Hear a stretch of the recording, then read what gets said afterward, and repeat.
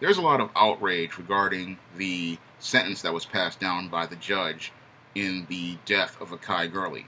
Now, the judge said that he was going to give Officer Peter Liang 5 years of probation and 800 hours of community service.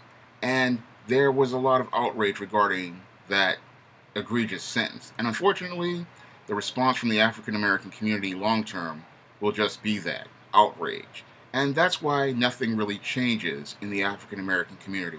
Black people get angry, they get upset, they go into emotional histrionics, but they don't take constructive action to deal with egregious travesties of justice like this. In these cases, this is where the African American community has to take economic action. If the Asian community can get together and try to get this sentence like this passed, then the African American community has to take action to let the Asian community understand that you are not going to disrespect us. Unfortunately, again, the African American community is so weak, it will not take any sort of action like this. And part of that reason is because the African American dollar is controlled by the African American woman. And because the black woman controls the dollar, she refuses to hold it and punish those who do her wrong unless they are black men like myself. Then she'll want to punish someone. But in the case of the Asian community, she's not going to take action to make them pay for the death of Akai Gurley.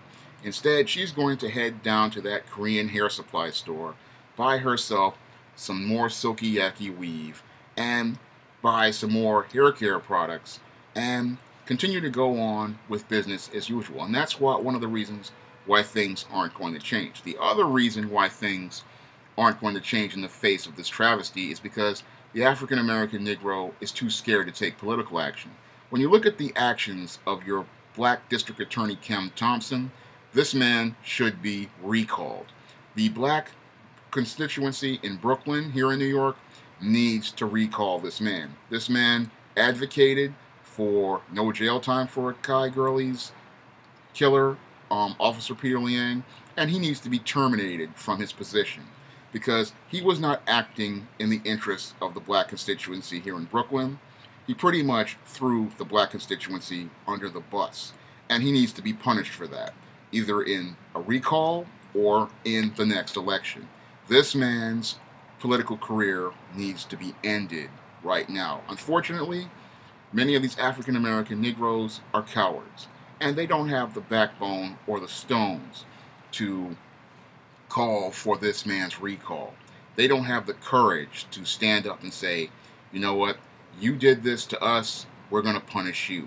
In both cases, your African American woman will sit here and she'll continue to buy her hair weave and her hair supplies, and these Negroes aren't going to go and call out your Ken Thompson.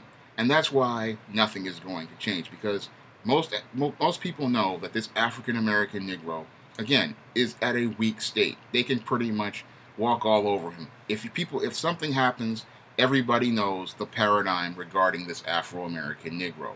They know he'll get angry, he'll get upset, he'll go with histrionics, they'll go and march and protest, and then here will come the pastors, here will come the politicians.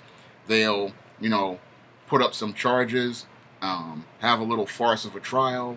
The Negroes will get outraged again, and then as soon as the new pair of Air Jordan tennis shoes are in the window of your jeans and sneakers store, these Afro-American Negroes go right back to business as usual.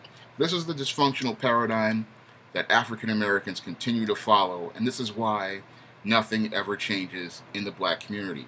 And the other reason why nothing really changes in the African American communities has to do really with black men.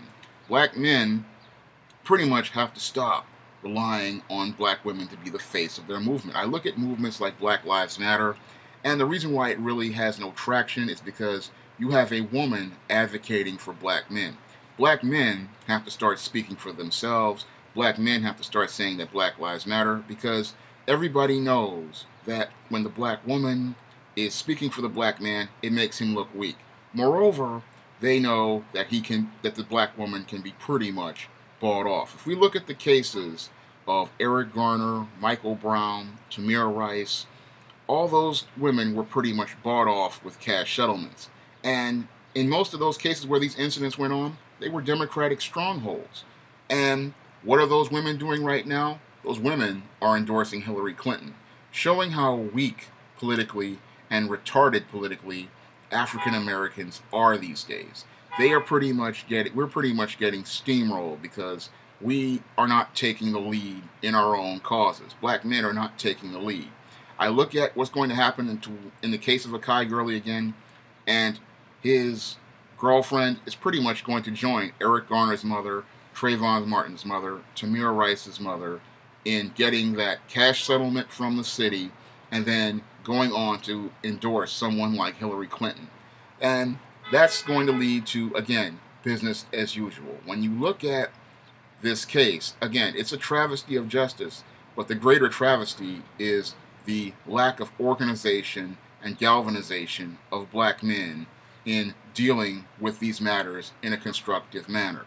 That's all I have to say for this video. You can comment, rate, and subscribe.